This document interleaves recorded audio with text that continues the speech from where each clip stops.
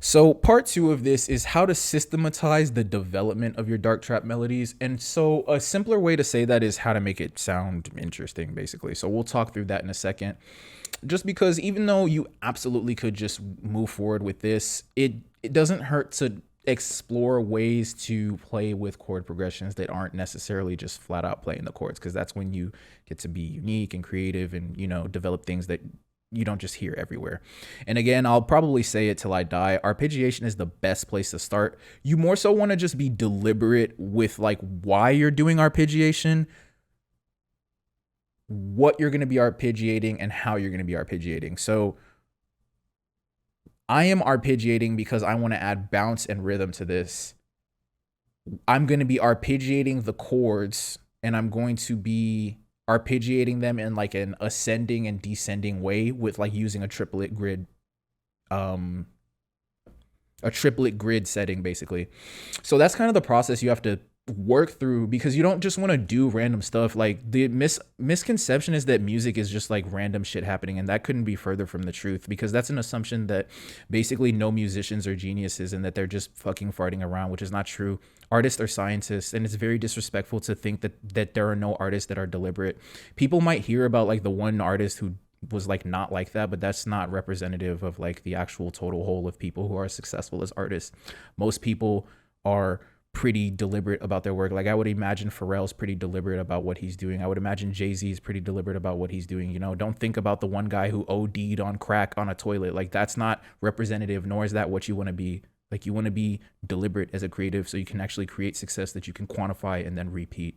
So sorry for the rant, but that's actually fucking important, because people really think like you have to be this drug addicted degen in order to be successful in music, which like that's not true. You're not going to be successful anyway. And then also, why would you want that? I'd rather be a janitor. I'm probably going to edit that out. That's hilarious. But anyway, let us continue. So yes, let's just arpeggiate. So this is just breaking up the chord. Arpeggiation is just breaking up chords.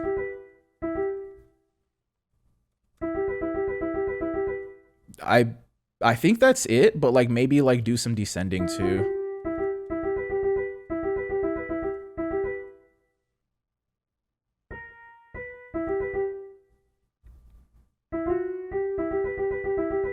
That's hard, bro. That's hard.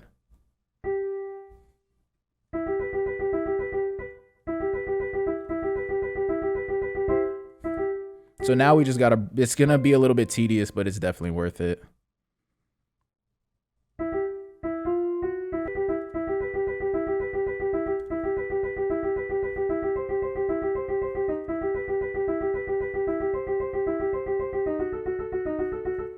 Hey, and I'm not gonna lie to you, the beat is basically done. Once you kiss that vibe where it's like, oh, this is good, the beat is done. The beat is done. Like, let me just tell you. So you just need to develop skills to where you can get that feeling like quickly in the beat production process, because then you won't stop. You'll just keep going. So you just gotta be like, what does it take to get that feeling? Usually just like the ability to know you can make a good melody and the ability to know your beat won't sound bad at the end, which is just mixing. So that's why basic theory and good like audio engineering are the most important things to have as a producer who wants to be competent and then use the skill to grow a brand.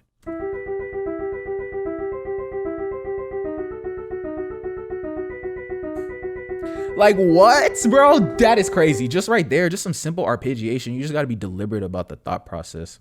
So next thing I'm going to do is just program some bass notes, and that goes deeper into the development of your melody. And also bass notes carry a lot of body, especially in the piano. So it's really clutch when you're going to do a piano to think about, if you don't have deliberate bass notes, think about why you don't, and then think about what they could add to your melody if you do have them. Not every single one is going to need it, but I've noticed those bass notes, especially for piano, are very, very helpful. Do not ignore it.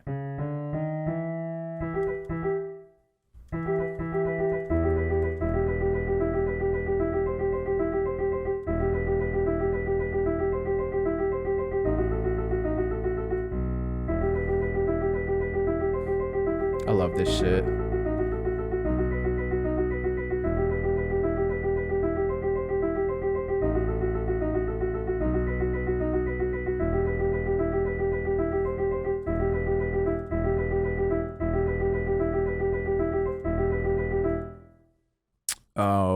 So I'm gonna go for something. I'm going for like harmony here, which I talked about in that whole melody guide that I did, the 8-step melody methodology video. So what I'm gonna, we basically talked about how counter melody is stupid and it doesn't really exist in music. Harmony is the thing that you want to go for. So basically now I'm gonna think about how I can create harmonizing chords on top of this and do like a top melody if that's possible.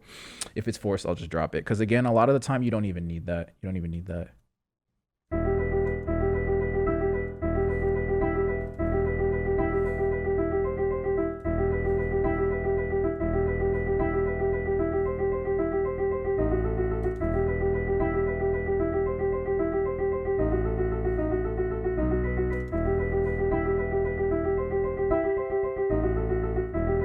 That's hard.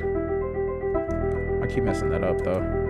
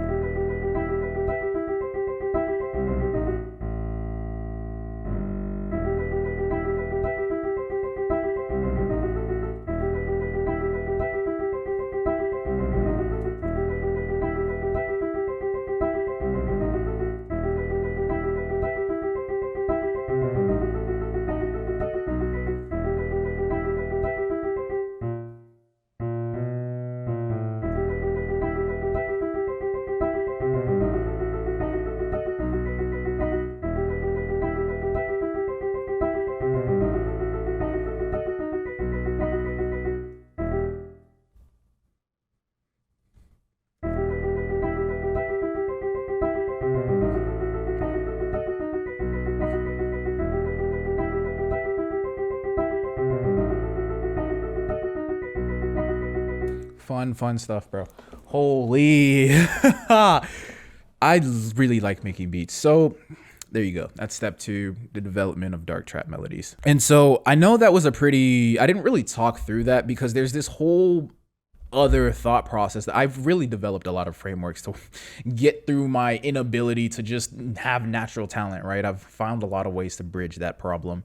And so I've developed a really refined, detailed, but at the same time succinct and very applicable method for developing like good MIDI patterns that will translate well to melodies. So if you guys want a full guide on that, which I'm already making it, I replied to someone's comment via short that I was going to do it regardless. But if you want it faster, drop a comment below and I got you guys. You know, I got you because I fuck with you.